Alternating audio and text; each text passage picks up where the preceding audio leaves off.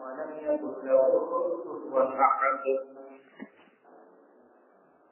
وعن أبي عبادة بن صامت رضي الله عنه قال قال رسول الله صلى الله عليه وسلم أقيموا حدود التوراة في الطريق والبعيد ولا تأكلوا إلا لومة لائم.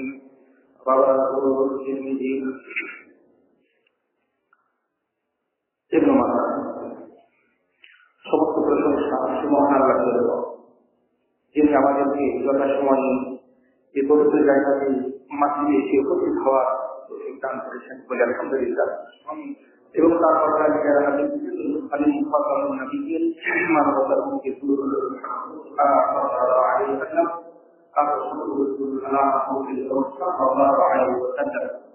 সম্মানিত উপস্থিত মুসলমান, আমরা আজকে আল্লাহ বিধান ও এর বিধান তাদের গুরুত্ব ও পরিবর্তন করে আলোচনা করতে সম্ভব। ইবনে মাজাহে 2540 নম্বর হাদিসে বলেছেন যে রাসূলুল্লাহ সাল্লাল্লাহু আলাইহি ওয়াসাল্লাম বলেছেন, আকিমু হুদুদাল্লাহ, তোমরা আল্লাহর হুদুদ, আল্লাহর যে সীমা, আল্লাহর যে বিধান, যেটা আল্লাহ দিয়েছেন তোমাদেরকে, সেটা তোমরা কায়েম করো। সেটা আত্মীয়দের মধ্যে বা নিকটবর্তী যারা লোক আছে তাদের মধ্যেও বাড়ি, আর যারা দূরবর্তী যারা লোক রয়েছেন, দূরবর্তী সম্পর্কে যারা লোক রয়েছেন, তাদের মাঝেও তোমরা আল্লাহর যে সাক্ষী বিধান সেটা তোমরা কায়েম করো। ফলে একটা আর এই ব্যাপারে যেন তোমাদেরকে পুরো ভর্সনাকারীর ভর্সনা তোমাদেরকে যেন গ্রহণ না করো, অর্থাৎ কোন ভর্সনাকারীর ভর্সনার কারণে তোমরা আল্লাহর এই শাস্তি বিধান কায়েম করবে না, এমনটা যেন না হয়। অর্থাৎ ভর্সনাকারী ভর্সনা করতে পারে। ইবনে মাজাহ 2540 নম্বর হাদিসে রাসূলুল্লাহ সাল্লাল্লাহু আলাইহি ওয়াসাল্লাম আমাদেরকে বলে দিলেন যে আল্লাহ হুদুদ পাঠিয়েছেন।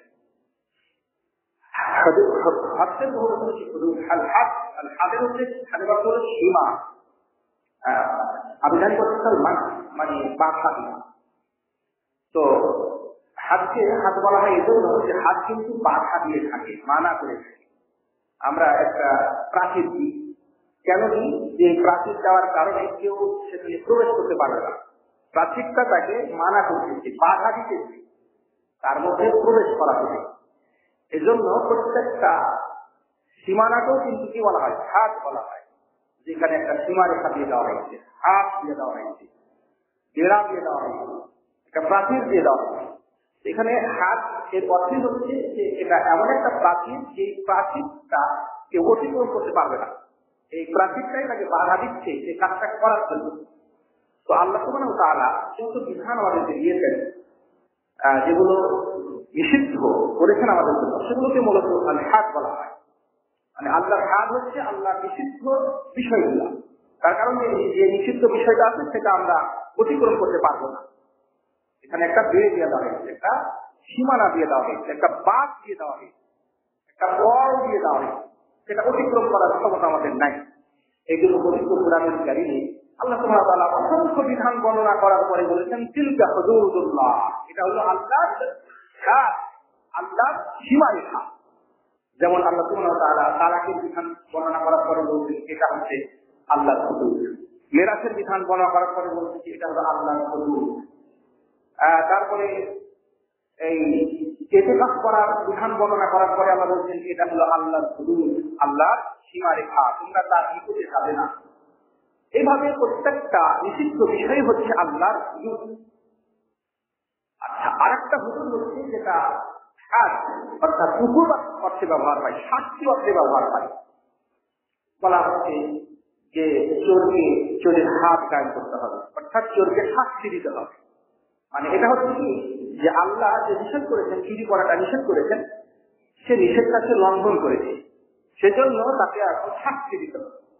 এই হাত এটা শাস্তি অর্থে ব্যবহার হচ্ছে এই হাদিস। যেহেতু হাতটা আল্লাহর বিধান অর্থে ব্যবহার হয়, নিষিদ্ধ যেগুলো আল্লাহ হারাম করেছেন সেগুলো বুঝাতেই কিন্তু হাত ব্যবহার হয়। তো এই থেকে আল্লাহ যেগুলো নিষেধ করেছেন সেগুলো দুই ধরনের।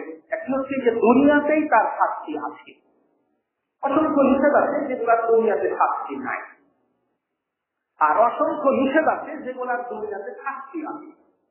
তাহলে যেগুলার দুনিয়াতে শাস্তি নাই সেগুলা যদি কেউ করে তাহলে সে দুনিয়াতে শাস্তিটা পাচ্ছে না। কিন্তু এমন কিছু অপরাধ আছে, নিষেধ আছে, হারাম জিনিস আছে যেগুলা কেউ করলে পারে দুনিয়াতে তার শাস্তি আছে। আল্লাহ নবী বলতেছেন যে যেগুলা দুনিয়াতে শাস্তি আছে সেই শাস্তিগুলোকে তোমরা কায়েম করো। তাকিমু হুদুদাল্লাহ, এটা হলো আল্লাহর হাদ, আল্লাহর হুদুদ। এই হাদিস থেকে প্রমাণিত হলো যে আল্লাহ আমাদের জন্য কিছু হাদ পাঠিয়েছেন, কিছু শাস্তি পাঠিয়েছেন। সেই শাস্তিটাকে আল্লাহ বলছেন তোমরা কায়েম করো, বাস্তবায়িত করো। কোথায় বাস্তবায়িত করেছেন? করি নিকট আত্মীয় যদি সেটা করে, যারা হজ বাস্তবায়ন করার অধিকার রাখে তাদেরকে বলা হচ্ছে না যে সে কেউ কিন্তু হজ কায়েম করতে পারবে না। হজ কায়েম তারাই করতে পারবেন যাদের কাছে হজ কায়েমের নির্দেশ আছে। যিনি হজ কায়েমের আদেশ কর্তা তিনি সে হজটা কায়েম করবেন। একা একা নিজে নিজে আপনি কেউ কাউকে এভাবে হজ কায়েম করতে পারবেন না। হজ কায়েম হবে যিনি হজ কায়েমের দায়িত্বে আছেন তার নির্দেশ। এখানে আল্লাহ বলে দিচ্ছেন, সেই নির্দেশদাতাকেই বলে দিচ্ছেন যে তুমি হজটা কায়েম করো। শাসনকে বলছেন আর কি, যে তুমি হজটা কায়েম করো, তোমার নিকটের যিনি তার করিও, আর যিনি তোমার দূরবর্তী তার করিও। তোমার নিকট আত্মীয় যদি হয়, তোমার ঘনিষ্ঠ বন্ধু বান্ধব হয় ইত্যাদি হয়, ছাড় দিবা না। মনে করবো না যে তোমার ভাই, এটা তোমার বোন, এটা তোমার আত্মীয়, এটা তোমার ভাই ভাই হয়, সেদেরকে শাস্তি দিব না, ছেড়ে দিই, এমনটা করবে না। আর কেউ না শাস্তিটা কায়েম করে, এমনটা করবা না। কাছের হোক আর দূরের হোক, সকলের প্রতি তুমি আল্লাহর বিধান হক সেটা কায়েম করো, তোমরা কায়েম করো। আসলে মুখ তোমরা কায়েম করো, এখানে কিন্তু এক বছর ব্যবহার হয়, বহু বছর। এটা উম্মতে মুহাম্মদকে আল্লাহ নবী নির্দেশ দিচ্ছেন। সকল উম্মতের এটা দায়িত্ব, সকলেরই দায়িত্ব এটা, যে এটা কায়েমটা করা রাখবে। তাহলে এই হাদিস থেকে প্রমাণিত হলো যে আল্লাহ আমাদের জন্য হাত পাঠিয়েছেন, শাস্তি পাঠিয়েছেন, কিছু অপরাধের শাস্তি পাঠিয়েছেন, সে শাস্তি কায়েম করতে হবে। আল্লাহ রাসূল আরো বলতেছেন যে ওয়ালা তাখুযুকুম ফিল্লাহ, আল্লাহর এই শাস্তি কায়েম করার ক্ষেত্রে তোমাদেরকে যেন অ্যাটাক না করো, আক্রমণ না করো, লাউমাতুল আলী ব্যথিত না করো, তারপরে বিরত না করো, লাউমাতুল্লাহ ভর্সনাকারীর ভর্সনা। এই হাদিসে এটাও প্রমাণ হয়ে গেল যে আল্লাহর বিধান কায়েম করতে গেলে ভর্সনাকারীদের আবির্ভাব করবে। আল্লাহর বিধান কায়েমের ব্যাপারে ভর্সনা করবে, যে কি বিধান কায়েম করবে, কেন কায়েম করবে। ভর্সনাকারী তারা হয় কাফের হতে পারে, মুশরিক হতে পারে, মুনাফিক হতে পারে, বেঈমানদার হতে পারে, শাসক মুসলমানেরাও হতে পারে। লাউমাতুল্লাহ, এই জন্য আল্লাহর নবী সতর্ক করে দিচ্ছেন যে যেই ভর্সনা করুক না কেন কারো কোনো ভর্সনাতে তুমি কর্ণপাত করবে না। এতে এই হাদিসটা প্রমাণিত হলো যে আল্লাহর বিধান আপনি যখন কায়েম করতে চাইবেন তখন একসাথে ভর্সনাকারীর আবির্ভাব করবে, যারা আল্লাহর বিধান কায়েমের বিপক্ষে, যারা পক্ষে সোনা বিপক্ষে, কেন এটা করতে হবে, করতে হবে না, তারা ভর্সনা করবে। এতে আমাদের সেই সতর্কবাণী স্মরণ রাখা।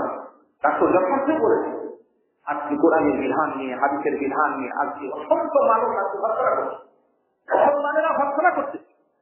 এটা তো মুসলমানদের কাজ ছিল না যে তারা নিজেদের বিধান নিয়ে, নিজেদের শরীয়তের আইন নিয়ে তারা বিরোধিতা করবে, তারা ভর্সনা করবে, তারা কটাক্ষ করবে, সেটা তো কাম্য ছিল না, তারাই আজকে করছে। তো আল্লাহ সুবহানাহু ওয়া তাআলা আমাদেরকে কি কি হক দিয়েছেন, কি কি শাস্তি দিয়েছেন দুনিয়াতে, আর কি অপরাধের শাস্তি দুনিয়াতে আল্লাহ দিয়েছেন। অসংখ্য নিষেধ আছে, সেই নিষেধের শাস্তি নাই, অসংখ্য নিষেধের শাস্তি দুনিয়াতে নাই, কিন্তু 8 ধরনের অপরাধের শাস্তি দুনিয়াতেই আছে। 8 ধরনের শাস্তি যদি কেউ, অপরাধ যদি কেউ করে, নিষিদ্ধ অপরাধ সে যদি করে, তাহলে সে দোষী প্রমাণিত হলে আর ছাড় পাবে না। 8 শ্রেণী, 8টা অপরাধ। সে 1 নম্বর হলো হাদ্দুল কাতলিল আমাদ, ইচ্ছাকৃত ভাবে হত্যা করা শাস্তি। কেউ যদি কাউকে ইচ্ছাকৃত ভাবে হত্যা করে তাহলে তার শাস্তি আছে। কোরআনে বলা হয়েছে কুতিবা আলাইকুমুল কিসাস ফিল কাতলা, আল্লাহ তোমাদের উপরে কিসাস ফরজ করে দিয়েছেন ফিল কাতলা, নিহত ব্যক্তিদের ব্যাপারে। তাহলে যিনি ইচ্ছাকৃত ভাবে কাউকে হত্যা করবে তাকেও হত্যা করতে হবে, এটা হচ্ছে পেশা। তবে হ্যাঁ, যদি মাকতুলের ওয়ারিসরা মাফ করে দেয়, জিয়াদ দেয়, সেটা ভিন্ন কথা। সেটা আল্লাহ আমাদের এই শরীয়তে সুযোগ দিয়েছে, যেই সুযোগটা অতীতের শরীয়তে ছিল না। হত্যার বদলে হত্যা করতেই হবে, এই নির্দেশ ছিল উম্মতে মুহাম্মাদের আগে। কেউ যদি কাউকে হত্যা করে সে আর কোনো ছাড় পাবে না, তাকে হত্যা করতেই হবে, সেই নির্দেশ ছিল আমাদের এই যে শরীয়ত, এই শরীয়তের আগের শরীয়তে। কিন্তু আল্লাহ আমাদের উপরে কিছুটা তাকফীর করেছেন, কিছুটা হালকা করেছেন। আল্লাহ বলতেছেন, সূরা বাকারার মধ্যেই আছে আলোচনাটা। এটা যেহেতু আজকে সে আলোচনাটা হুদুদ নিয়ে আলোচনা, যেহেতু আজকে আলোচ্য বিষয় নয়, সেটা আমি বলে দিচ্ছি। সেটা সূরা বাকারার 178 এবং 79 নম্বরে আছে। সেখানে ইচ্ছাকৃত ভাবে যারা হত্যা করবেন তাদের অপরাধ তো শাস্তি তো দুনিয়াতেও আছে, আখিরাতে তো চূড়ান্ত শাস্তি আছে জাহান্নাম, কিন্তু তাকে দুনিয়াতেও শাস্তি আছে, তাকে হত্যা করা অথবা তাকে দণ্ড, অপরাধ দণ্ড, আর্থিক দণ্ড বা জরিমানা যেটাকে বলি সেটা করা যেতে পারে, যেটাকে জিয়াদ বলা হয়। আর যদি ক্ষমা করে যায় মাকতুলের পরে সেটা তো সে ক্ষমা পাই যান, 3টি দর্শন থাকে। তো এটা হচ্ছে কাতলে আমাদের শাস্তি। তো কাতলে আমাদের শাস্তি ইচ্ছাকৃত হত্যার শাস্তি বলা হচ্ছে। তাহলে এখানে বোঝা গেল যে অনিচ্ছাকৃত শাস্তি কিন্তু হত্যা নয়। কেউ যদি কাউকে অনিচ্ছাকৃত ভাবে হত্যা করে, তার ইচ্ছা ছিল না, সে গাড়ি চালাচ্ছে, তার ইচ্ছা ছিল না তাকে হত্যা করার, কোনোভাবে লেগে গেছে বা মারা গেল, অথবা সে কোনো একটা পশুকে সে একটা পাথর চালাচ্ছিল, ইট চালাচ্ছিল, সেটা কাউকে লেগে গেল, সে মারা গেল। সে যদি বলে যে আমার কোনো ইচ্ছা ছিল না তাকে হত্যা করার, আমি একটা পশুকে মারতেছিলাম বা একটা বাড়ি কিছুতে মারতেছিলাম, তাকে লেগে গেছি, আমার ইচ্ছা নাই, তাকে হত্যা করার ইচ্ছা নাই, তাহলে কিন্তু তার উপরে শরীয়তের এই দণ্ড, এই হত্যার শাস্তি তারপরে কায়েম করা যাবে না, তার কাছে দিয়ে নিতে হবে। আর যদি ভুলক্রমে হত্যা হয়, ভুলক্রমে হত্যা যদি হয়, ভুলক্রমে, এটাই ভুলক্রমে হত্যা হচ্ছে যে সে তাকে হত্যা করতে চাইনি, সে হয়ে গেছে, তো সেক্ষেত্রে শাস্তি কিন্তু হত্যা নয়। আরেকটা শাস্তি, অপরাধের শাস্তি যেটা দুনিয়াতে আছে, সেটা হচ্ছে হাদ্দুল জিনা, জিনা শাস্তি। জেনা হচ্ছে যে পুরুষ আর মহিলা যেগুলো ব্যভিচার করে, তারা অবৈধ সম্পর্ক করে, সেটার শাস্তি। সেটার শাস্তি তো আমরা জানি যে বিবাহিত হতে পারে তাকে রজম করতে হবে, অবিবাহিত হতে পারে তাকে 100টা ব্যাগ মারতে হবে। সেটা সূরা নূরের 2 নম্বর আয়াত। এবং তাকে রজম করার অসংখ্য সহি হাদিস, মোতাবাতের হাদিস আছে, মুসলিম আছে, বুখারীতে আছে, বিভিন্ন হাদিসই আছে, যেমন মুসলিমের 4130 নম্বর হাদিসে দেখতে পারেন। আর একটা শাস্তি হচ্ছে, মানে 8টা শাস্তি আছে, 8টি অপরাধের শাস্তি আছে, সংক্ষেপে বলে দিই। একটা হচ্ছে হাদ্দুল সারিকা, চুরি করার শাস্তি। কেউ যদি চুরি করে, দোষী প্রমাণিত হয়, তাহলে তার শাস্তি হচ্ছে যে চোর হোক আর চুরি হোক, তার হাত কেটে দিতে হবে। একবার চুরি করলে ডান হাত, আরেকবার চুরি করলে বাম হাত, আরেকবার চুরি করলে এইভাবে পর্যায়ক্রমে হাত, 2 হাত 2 পা পর্যন্ত কেটে ফেলতে হবে। একই চোর বারবার ধরা পড়ে, একবার ধরা পড়লো 1 হাত কাটলে, আরেকবার ধরা পড়লো 1 হাত কাটলে, পা কাটলে, তারপর হাত কাটলে, এভাবে চলতে থাকে। আর তারপরেও যদি এখন চুরি করে, তাহলে তো হাদিসের সাথে হত্যা করবো। পরবর্তী হাদিসে এসেছে যে 5মবারের পরে চোরকে ধরে আনা হলে তাকে ভর্সনা করা হয়েছে, তারা কোথায় আর শাস্তি দিবে, তার 2টা হাতও নাই, 2 পায়েও নাই, তখন তাকে তাহরির করতে হবে, তাকে ভর্সনা করতে হবে, তাছাড়া তার কোনো কাজ নেই। আর 5 নম্বর অপরাধ হচ্ছে হাদ্দুল হিরাবাতি ওয়া কাতউত তারিক। কেউ যদি বিদ্রোহ করে, আল্লাহ এবং তার রাসূলের বিরুদ্ধে বিদ্রোহ করে, অথবা রাস্তায় ডাকাতি করে, তাহলে তারও শাস্তি বর্ণিত হয়েছে, এটা শাস্তি আছে। এটা 4 নম্বর অপরাধের শাস্তি। সেই শাস্তির কথা সূরা মায়দার, সূরা নূরের, সূরা মায়দার 33 নম্বর আয়াতে এটা বলা হয়েছে। সূরা মায়দার 33 নম্বর আয়াতে বলা হয়েছে। আর একটা শাস্তি হচ্ছে যে শাস্তির, যে অপরাধের শাস্তি দুনিয়াতে আছে, সেটা হচ্ছে অপবাদের শাস্তি। কেউ যদি কাউকে জেনার অপবাদ দেয় তাহলে তার শাস্তি আছে। সে শাস্তি হচ্ছে কি, তাকে 80টা ব্যাঁত মারতে হবে, 80টা ব্যাঁত মারতে হবে, একটা লাঠি দিয়ে তাকে 80টার মারতে হবে, যাতে করে সে না মরে, কিছু দিকে মারতে হবে, মেরে ফেলতে হবে না, বা মেরে ফেলার উদ্দেশ্য নিয়ে মারতে হবে না। তবে মারার সময় কোন ধরনের দয়া মায়া মহব্বত থাকবে, মানে তার মানে আস্তে আস্তে টুকু করে মারবে এটা না, তাকে মারতে হবে এমন ভাবে মারতে হবে যেটা লাগে, তবে যেন সে মরে না যায় সেটা। তো সেটা হচ্ছে 80টা ব্যাঁত মারতে হবে। এটা হচ্ছে কেউ যদি কাউকে জেনার অপবাদ দেয় আর সাক্ষী নিয়ে আসতে না পারে, কেউ যদি কাউকে জেনার অপবাদ দেয় এই লোকটা বা এই মেয়েটা বা এই ছেলেটা জেনা করছে, এখন সে 4জন সাক্ষী নিয়ে আসতে পারলো না, একবারে প্রত্যক্ষদর্শী 4জন সাক্ষী উপস্থাপন করতে হবে, সে একজন আরো সাথে আরো 3জন, ওকে দিয়ে বলছে একজন একসঙ্গে বলা লাগবে যে হ্যাঁ আমরা তাকে, তারা 4জন মিলেই বলবে যে হ্যাঁ আমরা তাকে জেনা করতে দেখেছি, স্বয়ং দেখেছি, এটা সাক্ষ্য দিতে হবে।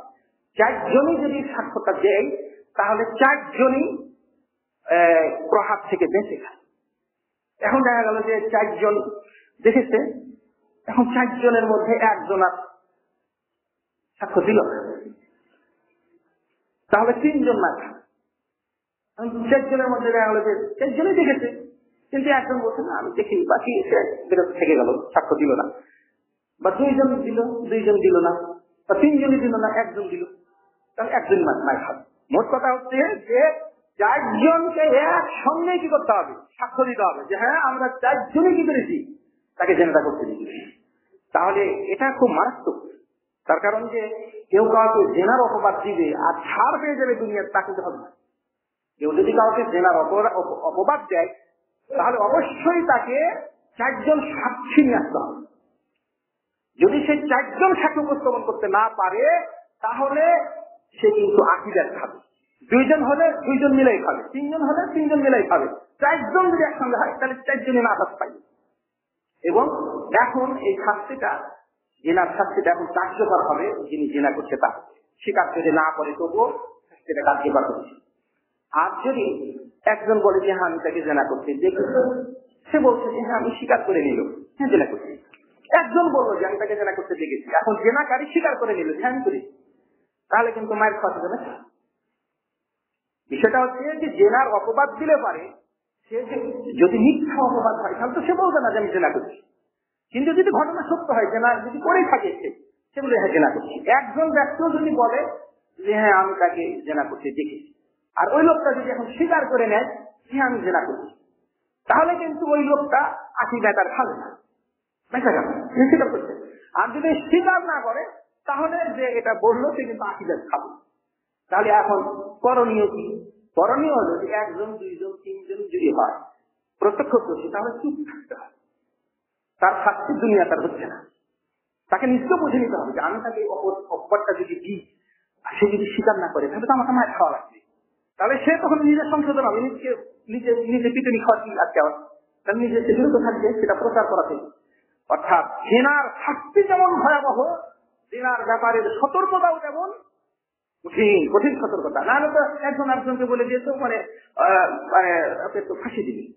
এখন যদি হয়তো যে 1জন বা 2জনে বললে পারে একজনকে ফাঁসি দিয়ে মানে ওকে রজন করে দেওয়া হয়, তাহলে তো হয়তো কি আপনার সাথে অর্থ শুনি আছে, ওর সাথে অর্থ শুনি আছে, সে বিচারকে যে বলতো আপনি জানেন এখানে লোকটা জেনা করছে, সাক্ষ্য দিয়ে দিল, তো বিচারক তাই নাকি যাও তাকে রজন করো, তাহলে কি হইতো? তাহলে তো ধরেন 1জন আর 1জনের উপরে এরকম তো রাগারাগি থাকাই, এটা স্বাভাবিক জিনিস, তাহলে তো খালি হইতেই থাকতো সবাই। এই জন্য এই বিধান যেহেতু কঠিন বিধান, এই বিধানের সতর্কতামূলক ব্যবস্থাও কিন্তু কঠিন। হ্যাঁ, এই জন্য 4জন সাক্ষ্যকে একসঙ্গে সাক্ষ্য দেওয়া লাগবে। একজন যদি বলেছেন আমি এটা জানি না, তাহলে 3জনই 80 বের করে খাবে। তো এটা হচ্ছে এখন যেহেতু আলোচ্য বিষয়টা হচ্ছে কি যে আল্লাহর বিধান কায়েম করছে, আল্লাহ রাসূল এটা নির্দেশ দিচ্ছেন, বলছেন তিনি যে তোমরা তোমাদের নিকটদের মধ্যে, তোমাদের দূরবর্তীদের মধ্যে আল্লাহর হুদুদ যেটা, শাস্তি যেটা, সেটা কায়েম করো, বাস্তবায়ন করো। আমরা অন্য সময় ইনশাআল্লাহ এই হুদুদের বিষয়ে আলোচনার সুযোগ পেলে করবো ইনশাআল্লাহ। তারপরে আমরা বলেছিলাম যে 8টি অপরাধের শাস্তির বিধান আল্লাহ দুনিয়াতে দিয়েছেন, যে 8টি শাস্তির বাস্তবায়ন করতে হবে, শাস্তি এটা দুনিয়াতে বাস্তবায়ন করতে হবে। 1 নম্বর ছিল ইচ্ছাকৃত হয়েছে, 2 নম্বর ছিল জেনা, 3 নম্বর ছিল চুরি। 4 নম্বর হচ্ছে এই আল্লাহর সাথে বিদ্রোহ করা, আল্লাহ রাসূলের সাথে, এবং এই যেটাকে আমাকে ডাকাতি বলি সেটা। 5 নম্বর হলো এই অপবাদ দেওয়া। আজকে চেনার কত অপরাধী অপবাদ হচ্ছে, কে সেটাচ্ছে, হ্যাঁ আপনার নামে মিথ্যা মামলা করে দিচ্ছে, হ্যাঁ লোকটা জেনা করছে, অথচ সে একজন সাক্ষ্য আনতে পারতেছে। শরীয়তের বিধান যদি থাকতো তাহলে কি একজন দুইজন যারা এভাবে কেস করছে বা তারা নালিশ করছে, তার নামে অপবাদ দিচ্ছে, তারা সবাই কিন্তু যাত্রা খাচ্ছে, সে তো স্বীকার করতেছে না। সে যদি স্বীকার করে তাহলে তো সে বেঁচে যায়, ঠিক আছে। অপরাধী হলে তো স্বীকার করবে, না অপরাধী হলে কি স্বীকার করবে। 6 নম্বর হলো হাদুর রিদ্দা, মুরতাদ হওয়ার শাস্তি। মুরতাদ হওয়ার শাস্তি কিন্তু দুনিয়াতে আছে। মুরতাদ হওয়ার শাস্তি মানে যে কেউ মুসলমান হলো তারপরে মুরতাদ হয়ে গেল, অথবা মুসলমানের ঘরেই জন্ম নিয়েছে, সে মুসলমান, সে তখন নিজেকে খ্রিস্টান বানালো অথবা ইহুদি বানালো বা হিন্দু হয়ে গেল, এটাকে বলা হয় মুরতাদ হওয়া। তাহলে কেউ যদি মুরতাদ হয় তাহলে তার শাস্তি দুনিয়াতে আছে। সেই শাস্তিটা কি? এই রিদ্দার শাস্তি হলো আল্লাহ কাতিল, মানে হত্যা করা, রজম না, পাথর মেরে না, হত্যা করা, মানে তাকে দিয়ে কোপ মেরে হত্যা করে দেয়। এটা হচ্ছে মুরতাদ হয়ে যাওয়া। এখন মুরতাদ কিভাবে মানুষ হয় এটা নিয়ে বিশাল আলোচনা হতে পারে। কত ধরনের অপরাধ আছে যে অপরাধের কারণে একজন মুরতাদ হবে, এটা নিয়ে হয়তো অন্য সময় আলোচনা হবে। তাহলে এটা হলো 6 নম্বর অপরাধ, যে কেউ যদি মুরতাদ হয় তাহলে তার দুনিয়াতে শাস্তি আছে, সে শাস্তি হচ্ছে হত্যা। 7 নম্বর অপরাধ হলো হাদুল লিওয়াত, সমকামিতার শাস্তি। কেউ যদি সমকামিতা করে, পুরুষে পুরুষে ব্যভিচার করে, তাহলে তারও শাস্তি হচ্ছে হত্যা। আরেকটা হচ্ছে 8 নম্বর হচ্ছে এই মদ পানের শাস্তি। মদ যদি কেউ খায় তাহলে তার জন্য দুনিয়াতে শাস্তি আছে। সে শাস্তি হচ্ছে 40 থেকে 80 বার, 40 টাকা মারা যেতে পারে অথবা 80 বার, দোকান যেখানে একটি করলেই হবে, 40 বার অথবা 80 বার। তাহলে এই 8টি অপরাধ, যে অপরাধের শাস্তি দুনিয়াতে রাসূল কায়েম করার জন্য নির্দেশ দিয়েছেন। রাসূল বলতেছেন আকিমু হুদুদাল্লাহ, আল্লাহর যে শাস্তি বিধান সেটা তোমরা কায়েম করো, ফিল করিব ওয়াল বাঈদ, দূরবর্তী নিকটবর্তীদের মধ্যে, দূরবর্তীদের মধ্যে, ওয়ালা তাখুযুকুম ফিল্লাহ লাওমাতু লাইম, তোমাদের আল্লাহর এই বিধান কায়েমের ক্ষেত্রে কোন ভৎসনাকারীর ভৎসনা যেন তোমাদেরকে গ্রহণ না করে, বিরত না রাখে। তাহলে বোঝা গেল যে এই ক্ষেত্রে কোনো ছাড় নাই। এই জন্য রাসূল সাল্লাল্লাহু আলাইহি ওয়াসাল্লাম বলেছেন যে আমার কাছে যদি কোনো অপরাধের শাস্তি চলে আসে তাহলে আর কোনো ছাড় নাই। তোমরা যদি নিজেরাই নিজেদের মধ্যে অপরাধ রেখে দিতে পারো সেটা ভিন্ন কথা, কিন্তু যদি সেটা বিচারকের কাছে চলে আসে আর ছাড় নাই। সেটার অর্থ কেমন? যে একজন ব্যক্তি আপনার চুরি করছে, আপনি তাকে বিচারের সম্মুখীন করলেন না, চুরি করছে না, চুরি করছে না, ঠিক করবেন না, সমস্যা করবেন না, ছেড়ে দিলেন মনে করেন, আপনি কাউকে জানতেও দিলেন না আর ওকে বিচারের সম্মুখীনও করলেন না, এটা আপনার ব্যাপার, সে করলে এটা করতে পারে। কিন্তু সেটা যদি সে প্রকাশ করে, সেটা বিচারকের কাছে যায়, মানুষের কাছে জানাজানি হয়, তাহলে আচ্ছা নাই। এই জন্য রাসূল বলেছেন যে খবরদার আমার কাছে এটা এসে গেলে পারে আর কোনো ছাড় নাই। বিচার আমার কাছে এসে গেলে জানাজানি হয়ে গেছে, হ্যাঁ লোকটা চুরি করতে, তিনি এই যে বলতে চুরি করছে, আর এখন বলুন না ক্ষমা করে দেন, আমি আমার চুরি করতে আমি ক্ষমা করে দিলাম, আর হবে না ক্ষমা, তোমার কথা গোপনই করে দিতে হতো তার সাথে, তাহলে ওটা সে গোপনে গোপনে থেকে হবে, তার সাথে দুনিয়াতে হইতো না, আখিরাতে হইতো। কিন্তু এখন যেহেতু এটা শাস্তি যেহেতু কার্যকর হবে, যেহেতু সে এখন এটা দুনিয়াতে জানাজানি হয়েছে, আমার কাছে বিচার চলে এসছে, আর কোনখানে আল্লাহর বিধান কায়েম করার গুরুত্ব ও তাৎপর্য ও ফজিলতের উপরে আমরা আলোচনা করছি। আল্লাহর বিধান এটা সকলে মিলে মজবুত করে এগিয়ে ধরে সেটা করতে হবে। এ ব্যাপারে কোনো ধরনের বিচ্ছিন্নতা হওয়া যাবে না, বিচ্ছিন্ন হওয়া যাবে না। রাসূলুল্লাহ সাল্লাল্লাহু আলাইহি ওয়াসাল্লামের সাহাবী হযরত আবু হুরায়রা রাদিয়াল্লাহু আনহু বলছেন, রাসূল বলছেন আমরুকুম বিসালাত, আমি তোমাদেরকে 3টি জিনিসের নির্দেশ দিচ্ছি, ওয়া আনহাকুম আন সালাত, আর 3টি জিনিস আমি নিষেধ করছি। 3টি জিনিস আদেশ করছি, 3টি জিনিস নিষেধ করছি। যে 3টি জিনিসের আদেশ যেটা করছি সেটা হচ্ছে কি? এটা হলো আন তা'বুদাল্লাহ, যে তোমরা আল্লাহর ইবাদত করো। 1 নম্বর, ওয়ালা তুশরিকু বিহি শাইয়া, এবং আল্লাহর সঙ্গে কাউকে শিরক করো না। এখানে কিন্তু দুটো হয়ে যাচ্ছে, আল্লাহর ইবাদত করো, আল্লাহর সঙ্গে কাউকে শিরক করো না, তাহলে দুটো হয়ে যাচ্ছে না? তারপরে আল্লাহ রাসূল বলছেন যে এটা একটা ভেবে, যদি অন্য হাদিসে দুটাকে দুটো ধরা হয়েছে, কিন্তু এখানে রাসূল যে এখানে কিন্তু মোট 5টি নির্দেশ মূলত পাওয়া যাচ্ছে, কিন্তু এটাকে রাসূল তিনটা বলতেছেন। কেন বলতেছেন তার একটা তাৎপর্য আছে। আল্লাহর যদি ইবাদত করে কেউ, তাতে যদি সে শিরক করে কাউকে, তাহলে এটা আল্লাহর আর ইবাদত থাকে না। এই জন্য আল্লাহ বলছেন, রাসূল বলছেন যে তোমরা আল্লাহর ইবাদত করো, আল্লাহর ইবাদতে কাউকে তোমরা শরীক করিও না। তার কারণ যে আল্লাহর ইবাদত করতে হবে শিরক মুক্ত ভাবে, আল্লাহর ইবাদতে কোনো শিরক থাকবে না। এর অর্থ হলো যে ইবাদতটা আল্লাহর জন্য, সেটা আল্লাহর জন্যই করতে হয়। যদি অন্যের জন্য করে তাহলে সেই ইবাদত আর কবুল হয় না, সেটার ইবাদত থাকে না।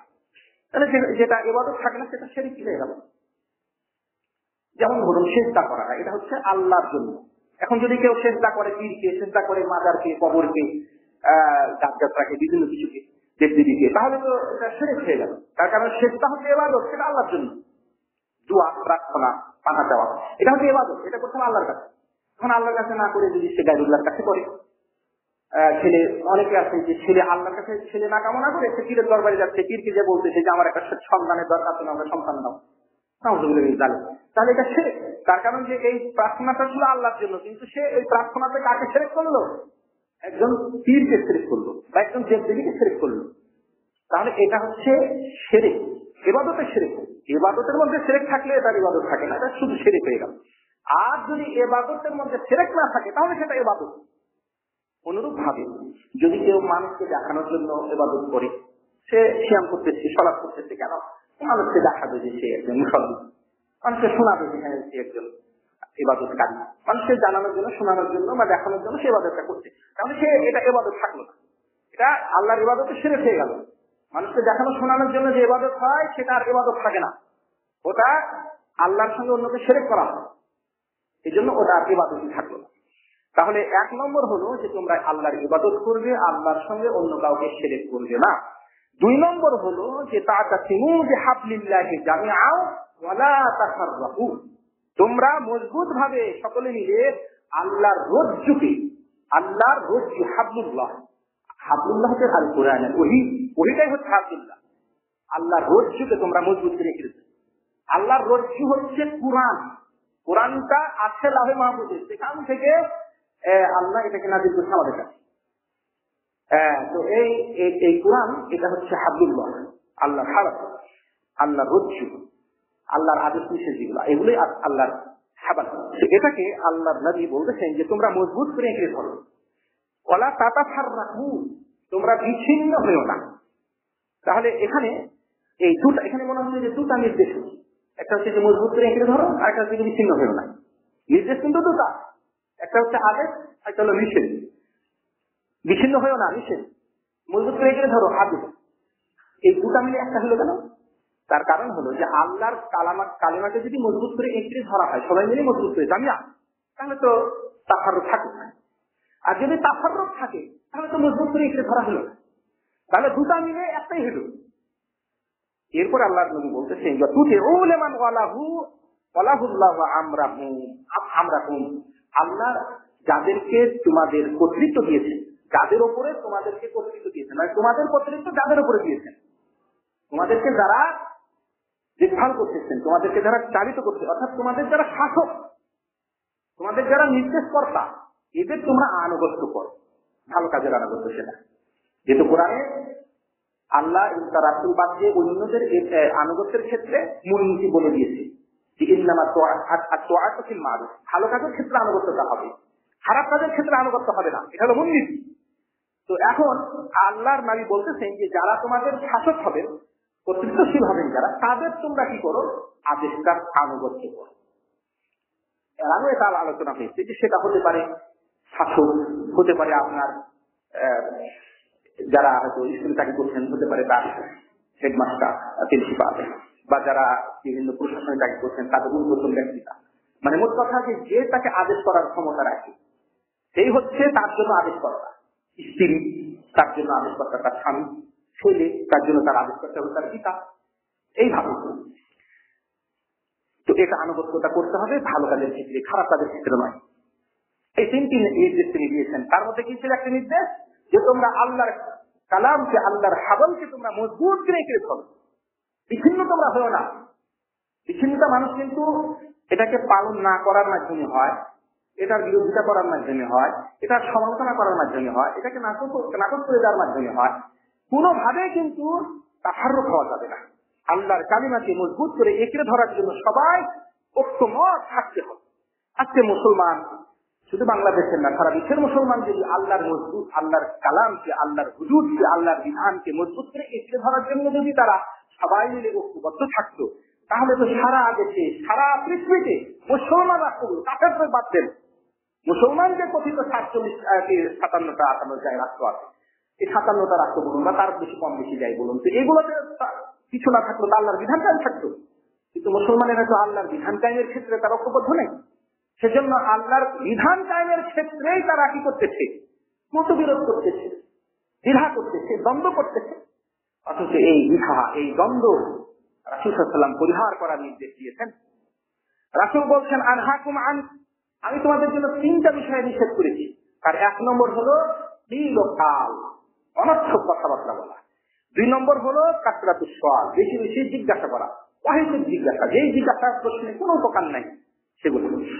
ওয়াইজাআতুল মাল, আর আমি ওয়াইজাআতুল মাল, আর আমি নিষেধ করছি ধন সম্পদ বিনষ্ট করা থেকে। কোনোভাবেই ধন সম্পদ বিনষ্ট করা যাবে না, নষ্ট করা যাবে না, অপব্যয় করা যাবে না। আরেকটি হাদিসে রাসূল বলছেন যে আল্লাহর নবী তোমাদের জন্য 3টি বিষয়ে সন্তুষ্ট থাকেন তোমাদের উপরে। আল্লাহর ইবাদত করো, আল্লাহর ইবাদত করা, আর তার সাথে শিরক না করা, এই কাজটার উপরে তিনি সন্তুষ্ট থাকেন। 2 নম্বর হলো আনতাসিমু বিহাবলিল্লাহি জামিআ ওয়া লা তাফাররাকু, আর 2 নম্বর আরেকটা কাজ হচ্ছে যে তোমরা আল্লাহর হাবলকে মজবুত করে একড়ে ধরে থাকবে, এটাতে আল্লাহ খুব খুশি হন। তোমরা বিচ্ছিন্ন হবে না, মজবুত করে আল্লাহর রজ্জুকে ধরে থাকবে, তাতে কিন্তু তোমাদের উপরে তিনি খুব খুশি হবেন। তাহলে আল্লাহ খুশি হবেন আমাদের উপরে কখন? যখন আমরা আল্লাহর রজ্জুকে, কুরআন এবং সুন্নাহকে মজবুত করে একড়ে ধরে থাকবো, তখন আমরা আমাদের তোলাবে খুশি থাকবো। এখন আমরা কুরআন সুন্নাহকে মজবুত করে একড়ে ধরি না, ছেড়ে দিয়েছি, তো আল্লাহর রেজামান্দি, আল্লাহর সন্তুষ্ট, আল্লাহর রেজা, এটা আমাদের উপর থাকবে না। অনেকে এখন প্রশ্ন করে যে আরে মুসলমান সারা পৃথিবীতে খালি মার খাচ্ছে, ইহুদি খ্রিস্টানরা খালি তাদেরকে মারতেছে, হত্যা করতেছে, তা আল্লাহ মুসলমানকে একটু রক্ষা করতেছে না। প্রথমে আমাদের বুঝতে হবে যে আল্লাহর যে রেজামান্দি, এটা আল্লাহর রেজামান্দিটা আমাদের উপর আছে কি? আমরা কি আল্লাহর হাবালকে সবাই মনে মজবুত করে একটু ধরতে পেরেছি? যদি না পেরে থাকি, যে দেশ বা যে এলাকায় আপনার বা যারা আমরা আজকে নির্যাতিত হচ্ছি, দেখুন তো তারা আল্লাহর রজ্জুকে মজবুত করে গেলে ধরেছি ধরে, এবং তারাও ধরেনি এবং অন্যরাও ধরেনি। সেজন্য তারাও কিন্তু তাদেরকে নির্যাতন হচ্ছে, পাইয়া হচ্ছে, সেজন্য তারাও তাদেরকে সাহায্য করতে যাচ্ছে না। অথচ আল্লাহর তো বিধান এটাই যে কোনো মুসলমান যদি নির্যাতিত হন, অন্যায় ভাবে কেউ যদি কোনোভাবেই তাকে অপমানিত করা হয়, তাহলে মুসলমানরা তাকে সাহায্য করবে। দিনের জন্য যদি কেউ এ ধরনের নির্যাতনের শিকার হন, তাহলে সমস্ত মুসলমানকে ঐক্যবদ্ধ থাকার কথা, সেটাকে প্রতিহত করার কথা, কিন্তু করতেছে না। তাহলে তো তারা আল্লাহর কালেমা, আল্লাহর রজ্জুকে মজবুত করে একটু ধরে নাই। তাহলে মুসলমান যখন নিজেরাই নিজেদের ক্ষতি নিজেরাই করছে, তখন আল্লাহ কেন তাদের উপকার করবে? প্রথমত তাদেরকে আল্লাহর সন্তুষ্টি অর্জনের জন্য আল্লাহ যে কাজগুলো করেছেন, যেগুলো বাতিয়ে দিয়েছেন, যেগুলো এগুলো করলে তোমাদের উপর আমি রাজি খুশি থাকবো, সেগুলো আগে করা লাগবে। তারপরে আমাদের নিজেদেরকে আগে নিজেদের রক্ষা করতে হবে, নিজেদেরকে নিজেদের রক্ষা করতে হবে। এর অর্থ হচ্ছে যে আমাদের নিজেদের প্রসেস করতে হবে, চেষ্টা করতে হবে। সবকিছু আল্লাহর উপর ছেড়ে দিতে হবে না। আপনাকে তো হতাহত করছে, আপনাকে তো নির্যাতন করছে, আপনি আপনার প্রতিরোধ, আপনার শক্তি দিয়ে তাকে প্রতিহত করবেন না, আপনি আল্লাহর উপর ছেড়ে দিয়ে থাকবেন, তাই তো হবে না। আপনাকে আল্লাহ যে সামর্থ্য দিয়েছে, যে শক্তি দিয়েছে, সেটা দিয়েই তো সেটাকে মোকাবেলা করতে হবে। তো এখন কথাটা হচ্ছে যে আমরা আল্লাহর রজ্জুকে মজবুত করে একড়ে না ধরার কারণে আমাদের ওপরে আল্লাহর কিন্তু সন্তুষ্টি যেটা থাকার কথা, সেটা কিন্তু নাই। কিন্তু রাসূল বলে দিয়েছেন যে তোমরা যদি সকলে মিলে আল্লাহর রজ্জুকে মজবুত করে একড়ে ধরো, তাহলে আল্লাহ তোমাদের উপরে খুশি। 3, সম্পদ বিনষ্ট করা। তাহলে আজকে মুসলমানেরা সবচেয়ে বেশি সম্পদ বিনষ্ট করতে প্রথম সম্পদ বিনষ্ট হচ্ছে অপব্যয়, নিরর্থক খরচ, এটাকেই বলা হয় সম্পদ বিনষ্ট করা। আপনি আপনার সম্পদকে বিনষ্ট করেছেন, তাহলে আল্লাহ আপনার উপরে রাজি খুশি থাকবেন কেন? আল্লাহ তো এটা অপছন্দ করেছেন, এটাতে তো আল্লাহ আপনার উপরে খুশি থাকার কথা না, এটা তো অপছন্দনীয় একটা কাজ যে সম্পদ আপনি নষ্ট করবেন। আজকে মুসলমানেরাও মনে করে আমার সম্পদ আমি নষ্ট করলাম তো কি হইল, আমি এটা করলাম তো কি হইল না। আল্লাহর যে সম্পদ এটা আপনাকে আল্লাহ সুবহানাহু ওয়া তাআলা যে সীমারেখা দিয়েছেন সেই সীমারেখার মধ্যেই আপনাকে সেটা খরচ করতে হবে, ব্যয় করতে হবে, আয় করতে হবে। আপনি আপনার ইচ্ছা মতো আয় করতে পারবেন না। যদি সেটা নিষিদ্ধ পন্থায় আয় হয়, উপার্জন হয়, সেটা করতে পারবেন না। নিষিদ্ধ পন্থায় ব্যয় হয়, সেটা করতে পারবেন না। আপনি তো আপনার নিজের শেয়া খুশি অনুযায়ী আপনি চলতে পারবেন না। যদি আপনি মুসলিম, আপনার সমস্ত আপনার বডি, অল বডি এটা চলবে আল্লাহর নির্দেশে। এখন তাহলে তো আল্লাহ আপনার উপরে সন্তুষ্ট থাকবেন। রাসূলুল্লাহ সাল্লাল্লাহু আলাইহি ওয়াসাল্লাম সাহাবী হযরত আবু শুরাই বলতেছেন যে আল্লাহ রাসূল সাল্লাল্লাহু আলাইহি ওয়াসাল্লাম আমাদের নিকটে বের হলেন, তারপরে বললেন, আবশিরু, তোমরা শুভ সংবাদ গ্রহণ করো, আলাইসা তাশহাদুনা আল্লা ইলাহা ইল্লাল্লাহ ওয়া আন্নী রাসূলুল্লাহ, তোমরা কি এটা সাক্ষ্য দেওনি, মানে দিতেছ না যে আল্লাহ ছাড়া কোনো ইলাহ নেই, সত্যিকার অর্থে যিনি মাবুদ, আল্লাহ ছাড়া কেউ নেই, সেটা কি তোমরা সাক্ষ্য দিচ্ছ? ওয়া আন্নী রাসূলুল্লাহ, আর আমি যে আল্লাহ রাসূল সে ব্যাপারে? তো তারা বললেন যে হ্যাঁ, আমরা এই ব্যাপারে সাক্ষ্য দিচ্ছি। রাসূল বললেন, শোনো, ইন্না হাযাল কুরআন, নিঃসন্দেহে এই যে কোরআন, এই কোরআন তোমাদের কাছে আছে, কোরআন এটা হচ্ছে সাবাবুন, এটা হচ্ছে একটা রশি, একটা দড়ি, যে দড়িটার তার বিয়াদিল্লাহ, একটা তরফ রয়েছে আল্লাহর হাতে, তার বিয়া আইদিকুম, আর একটা রয়েছে তোমাদের হাতে। এটা একটা রশি, মনে করে এটা একটা রশি, যে রশিটার এক প্রান্ত আছে আল্লাহর কাছে, লাহে মাহফুজে আছে। যে কোরআন আমাদের কাছে আছে সেই কোরআন হুবাহু লাহে মাহফুজে আছে, সেখান থেকে নিয়ে এসেছি। তাতে তামাসসাকুবিহি, তোমরা এটাকে মজবুত রেখে ধরে থাকো। আল্লাহর পক্ষ থেকে আসা যে রজ্জু, যে রশি, যে দড়ি, সেটাকে তোমরা মজবুত রেখে ধরে থাকো। তাহলে কি হবে না, তোমরা ফাইন্নাকুম লান তাদিল্লু, তাহলে তোমরা কখনোই পথভ্রষ্ট হবে না। ওয়ালান তাহলিকু, আর তোমরা কখনোই ধ্বংস হবে না। তাহলে কি বোঝানো হলো এই সেই হাদিসে? তাই হোক, তার কিন্তু 38 নম্বর হাদিসে, হাদিসে কি বোঝানো হলো? এক নম্বর বিষয় যেটা বোঝানো হলো যে আল্লাহর কালিমা, যেটা আল্লাহর পক্ষ থেকে এসেছে, যেটা কোরআন, সেটাকে মজবুত করে ধরে থাকতে হবে। মজবুত করে ধরে থাকার অর্থ কি? এটাকে নিজেদের জীবনে সকল ক্ষেত্রে বাস্তবায়ন করতে হবে। যা আদেশ আছে মানতে হবে, যা নিষেধ আছে থাকতে হবে, বা যা কিছু আছে সবকিছু গ্রহণ করতে হবে। রাসূল বললেন, তাহলে তোমরা কখনোই পথহারা হবে না। তাহলে কি বোঝানো হলো? কেউ যদি কোরআনের নির্দেশ পরিহার করে তাহলে সে পথভ্রষ্ট। কোরআনের নির্দেশ, কোরআনের বিধান, সুন্নাহর বিধান যদি কেউ না মানে তাহলে সে নিজকে হেদায়েত প্রাপ্ত বলতে পারবে না, সে গুমরাহ, সে পথহারা। কোরআন তাহলিকু, আল্লাহ নাই বললেন যে তোমরা আল্লাহর রজ্জুকে যদি মজবুত করে এগিয়ে ধরো তাহলে তোমরা ধ্বংস হবে না। এটা আমরা আল্লাহর রজ্জুকে ছেড়ে দিয়েছি, তাহলে এখন ধ্বংস হতে হবে না, হবে না। যেহেতু আল্লাহ নবী বলতেছেন যে তোমরা যদি মজবুত করে এঁকে ধরো তাহলে তোমরা ধ্বংস হবে না, তার বিপরীতটা কি হচ্ছে? তাহলে যে তোমরা যদি মজবুত করে এঁকে না ধরো তাহলে তোমরা ধ্বংস হবে। তাহলে আমরা যে ধ্বংস হচ্ছি, মুসলমানদের যে ধ্বংস হচ্ছি, সে ধ্বংসের পিছনে কারণটা কি? কারণটাই তো হচ্ছে যে আমরা আল্লাহর রজ্জুকে মজবুত করে ধরে নাই। রাসূল তো মিথ্যা কথা বলেননি, রাসূল যা বলেছেন সময় সত্য এবং তা বাস্তবায়িত হবে। এতে আমরা আমাদের নিজেদের ধ্বংস নিজেরাই করছি। এই জন্য রাসূলুল্লাহ সাল্লাল্লাহু আলাইহি ওয়াসাল্লাম বলছেন, শোনো, এই কোরআন নাযিল হয়েছে, কোরআন নাযিল হয়েছে মিন সাবআতি আবওয়াব, 8টি অধ্যায় আছে কোরআনের মধ্যে, 7 ধরনের বাণী রয়েছে, 7 ধরনের কথা রয়েছে, 7টা অধ্যায়ে এটাকে ভাগ করা হয়েছে, 7টি কেরাতে নাযিল হয়েছে। অতীতের যত কিতাব ছিল সেটা একটা কেরাতে, একটা অধ্যায়ে নাযিল ছিল। আর এই কোরআন সেটা নাযিল হয়েছে 7টি আবওয়াব, মানে 7টি বাব রয়েছে, দরজা রয়েছে। তার কি কি? 1 নম্বর জাজির, কোরআনের মধ্যে রয়েছে জাজির, আমর, নিষেধাজ্ঞা। আমির, তার মধ্যে রয়েছে আদেশকারী কিছু আয়াত, কিছু বিধান যেগুলো আদেশ করতেছে। তাহলে 1 নম্বর হলো জাজির, নিষেধ। 2 নম্বর আল আমির, আল আমর, আদেশকারী। 3 নম্বর হলো হালাল, কিছু রয়েছে হালাল। 4 নম্বর হারাম, কিছু রয়েছে হারাম। 5 নম্বর আল মুহকাম, যেগুলো রয়েছে স্পষ্ট অর্থবোধক এবং যেগুলোর অর্থ অনুধাবনে কোন ধরনের কোন সমস্যা হচ্ছে না, স্পষ্ট তো একবারে বুঝতে পারতেছি।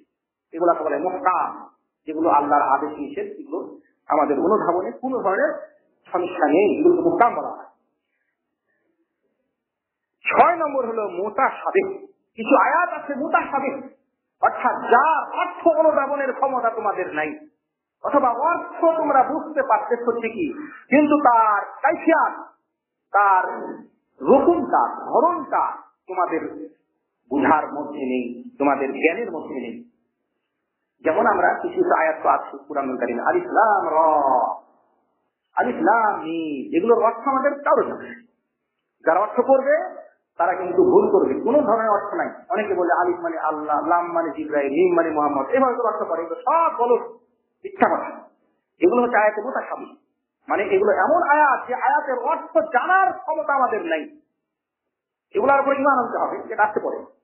আর কিছু আয়াত আছে যে আয়াতের অর্থ আমরা বুঝতে পারতেছি, কিন্তু আমরা তার ধরন, তার কাইফিয়াত, তার রকম আমরা বুঝতে পারতেছি না, সেটার উপর ঈমান আনতে হবে, বিশ্বাস করতে হবে। শুধু সে কথাটার উপর বিশ্বাস করতে হবে, এবং সেটা কেমন বা কি এগুলো মানে বিশ্লেষণ করতে হবে না। যেমন আল্লাহ বলতেছেন যে তোমরা যেদিকে মুখ ফেরাও সেদিকে আল্লাহ চেহারা আছে, তাহলে আমরা আল্লাহ চেহারার অস্তিত্ব পেলাম। আল্লাহ বলছেন বাল্লিয়াদাহু মাবসুতাতান, আল্লাহর দুটি হাত আছে, যে হাতটা প্রসারিত আছে। অর্থ বুঝতে পারেন না যে আল্লাহর দুটো হাত আছে, হাতটা কেমন, আল্লাহ চেহারাটা কেমন, আল্লাহর হাত কত বড়, কি নাকি, এগুলো জানার দরকার নাই। এগুলো নিয়ে বিশ্লেষণ করার কোনো অধিকার কারো নাই। আল্লাহ যতটুকু বলেছেন ততটুকু বিশ্বাস করতে হবে যে হ্যাঁ আল্লাহর দুই হাত আছে, আল্লাহর চেহারা দেখতে, এগুলো হচ্ছে আল্লাহর সিফাত, আল্লাহর গুণ, এগুলো বিশ্বাস করতে হবে। এগুলো গুণগুলো বিশ্বাস না করলে একজন মুসলমান থাকবে না, তাওহীদ ঠিক থাকবে না। যদি কেউ বলে যে আল্লাহ নিরাকার, আল্লাহ সর্বত্র বিরাজমান আছেন, তাহলে সে কাফের হয়ে যাবে। তার কারণে কোরআন এবং সুন্নাহর অসংখ্য সহিহ হাদিস যেগুলোতে আল্লাহর গুণাবলী প্রমাণিত হয়, আল্লাহর দুই হাতের প্রমাণিত হয়, আল্লাহর কদমের প্রমাণিত হয়, আল্লাহর চেহারার প্রমাণ হয়, আল্লাহর আঙ্গুলের প্রমাণ হয়, ইত্যাদি প্রমাণ হয়, এগুলো অস্বীকার করা হবে। আল্লাহ আরশের উপরে আছেন, এটা কোরআনের অসংখ্য জায়গায় বলা আছে, যদি সব জায়গাতে আছে। আরে আল্লাহর কুদরত, আল্লাহর ক্ষমতা, আল্লাহর দর্শন, আল্লাহ এগুলো সব জায়গাতে আছে, কিন্তু আল্লাহ আছেন কোথায়? আল্লাহ আছেন আরশের উপরে, এটা বিশ্বাস করতে হবে। এই জন্য কেউ যদি বলে আল্লাহ নিরাকার, সর্বত্র বিরাজমান, আল্লাহর কোনো আকার নাই, আল্লাহর হাত নাই, ইয়া নাই, কিছু নাই, তাহলে সে আল্লাহর মুতাশাবিহ আয়াতগুলোকে, কত মুতাশাবিহ আয়াত আছে সেগুলোকে সে অস্বীকার করলো। অস্বীকার করার কারণে সে কাফের হবে। এই জন্য আগে তাওহীদ ঠিক করতে হবে, তাওহীদই ঠিক নেই। তারপরে আল্লাহ রাসূল বলেছেন আর আমসাল, আর কোরআনের মধ্যে অসংখ্য আমসাল আছে, অসংখ্য এই মিসাল আছে, উদাহরণ আছে। এই জন্য রাসূল বললেন সাহিল হালালা, কোরআনের হালালকে তোমরা হালাল মনে করো, হারাম হারামা, কোরআন যে হারাম করেছেন সেটাকে হারাম মনে করো। অনেকে আবার বলবো কোরআনে যে হালাল তা মানবো আর হারাম যা তা মানবো, হাদিসের মানবো না, সেটা না। কিন্তু এটা কিন্তু হাদিসের বই বলে কোরআনও বলে দেওয়া হয়েছে। রাসূল যা তোমাদের নির্দেশ দেয় তা গ্রহণ করো, আমার না হাত আনহু খান্তা, রাসূল যা তোমাদের নিষেধ করে তা তোমরা বর্জন করো, কোরআনের নির্দেশ ওটা। ফাআলু মা উমিরতুম, তোমাদেরকে যা কিছু নির্দেশ দেওয়া হবে কোরআনের মধ্যে তা তোমরা পালন করো, আর যা তোমাদেরকে নিষেধ করা হবে তা থেকে বিরত থাকো। আর যে উদাহরণ, যে মিসাল কোরআনে দেওয়া হয়েছে সেগুলা থেকে তোমরা নসিহত গ্রহণ করো। আর আমানু বিমুহকামি, আর যে আয়াতগুলো মুহকাম, স্পষ্ট অর্থবোধ, সব কিছু বোঝা যায়। আপনি মুসলা আতিস যাকাত, তোমরা সালাত করো, যাকাত দাও, না করো না, এগুলো সব স্পষ্ট আয়াত, এগুলোকে আমল করতে হবে। ওয়া আমিনু বিমুতাশাবিহ, আর যেগুলো মুতাশাবিহ আয়াত সেগুলোর প্রতি ঈমান আনতে হবে, বলতে হবে কুল্লুম মিন ইনদি রাব্বিনা, সব আয়াতগুলো আল্লাহর পক্ষ থেকে এসেছে। আলিফ লাম রা, আলিফ লাম মিম, ইয়াসিন, নূন, যত রকম আছে আয়াত, এই আয়াতগুলোকে বিশ্বাস করতে হবে যেগুলো আল্লাহর পক্ষ থেকে এসেছে, মুতাশাবিহ আয়াত, এগুলো কোরআনেরই অংশ, এগুলোকে বিশ্বাস করতে হবে। আল্লাহ বলছেন শুধুমাত্র জ্ঞানীদের জন্যই এই কোরআন হচ্ছে উপদেশ বাণী। আসুন আমরা আমাদের জীবনের সকল ক্ষেত্রে কোরআন এবং সুন্নাহর বিধান কায়েম করি এবং ইহকাল এবং পরকালের জীবনকে আমরা সুখময় শান্তিময় করি। আল্লাহ সুবহানাহু ওয়া তাআলা আমাদের সকলকে সেই তৌফিক দান করুন বলি আমিন।